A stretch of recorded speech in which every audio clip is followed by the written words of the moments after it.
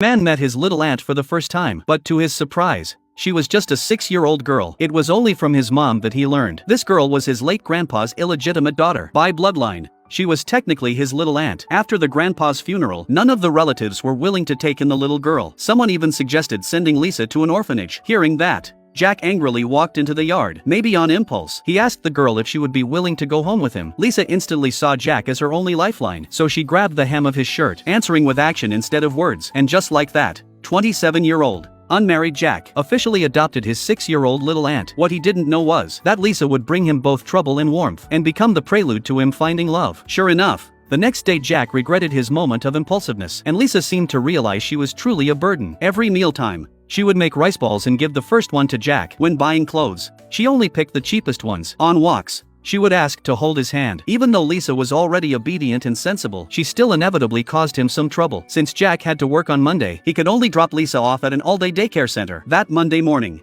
Jack started a brand new life of bringing his kid to work. Pressed for time, he could only grab Lisa's hand and rush toward the station. The morning rush hour train was packed. Lisa could only obediently hug his leg. After getting off the station, he carried Lisa and sprinted all the way to the daycare. After handing her over, he hurried to the office. But when he turned around, Lisa was standing there staring at him. He knew she was scared of being abandoned, so he went back and promised Lisa he would definitely pick her up that night. Only after that did he feel at ease leaving. But he had wasted too much time on the road. Never late before, he arrived late that day. Still, having worked there 4 years, he was already a key player in the sales department, so he quickly got back on track. Meanwhile, at the daycare, newcomer Lisa seemed a bit withdrawn. She refused to play with the others, always worrying in her mind that Jack wouldn't come for her at night. But Jack kept his promise. Right after work, he rushed straight to the daycare. When he arrived, all the other kids had already left. Only Lisa sat alone in the pavilion. Seeing panting Jack, Lisa finally understood that this 27-year-old nephew was someone she could trust. After picking Lisa up from the daycare, Jack took her to a nearby mall. He bought himself a pair of running shoes, played a marble game with Lisa, then treated her to a late-night snack. Lisa slowly grew closer to him. That night, while sleeping, Lisa curled up behind him like a kitten. Over the following days, running shoes became part of Jack's daily routine to take Lisa to daycare. He got used to it and no longer showed up late like the first day. As the same days repeated, Lisa gradually got used to waiting alone at the daycare until late at night, and slowly adapted to the boredom of long waits. Whenever Jack's figure appeared at the daycare window, Lisa would run to the window and break into a happy smile. To free up more time for Lisa, he applied to transfer out of the sales department, which required overtime, willing to give up his career prospects at the company. On the way to the new department, Jack ran into Anna,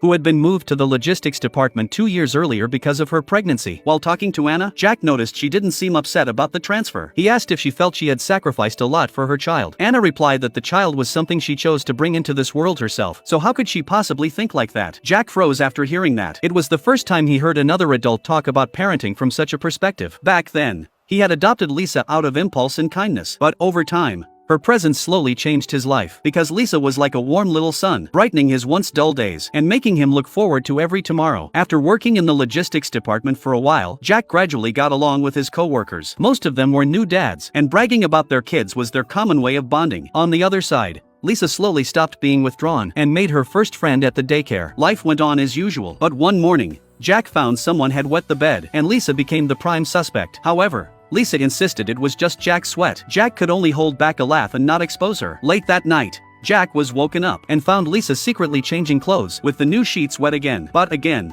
Lisa claimed it was Jack's sweat. At noon the next day during a break, Jack told his co-workers about it. They said either the child was afraid of the dark and didn't dare use the bathroom, or was too shy to wake the adults. That night, following their advice, Jack talked to Lisa heart-to-heart, telling her he had wet the bed himself when he was 12. Lisa laughed so hard she almost fell over. But right after lifting Lisa's psychological burden about bedwetting, Lisa suddenly asked him if he would die. Jack knew she was worried he might leave her like Grandpa did. After thinking for a moment, he told her everyone dies someday. But for now, Lisa just needed to live each day happily. Then they sat together on the porch chatting. At that point, Lisa already saw Jack as a father figure. That night, a starry sky appeared on the bedroom ceiling. It turned out Jack, knowing Lisa was afraid of the dark, had installed a starlight projector there ahead of time,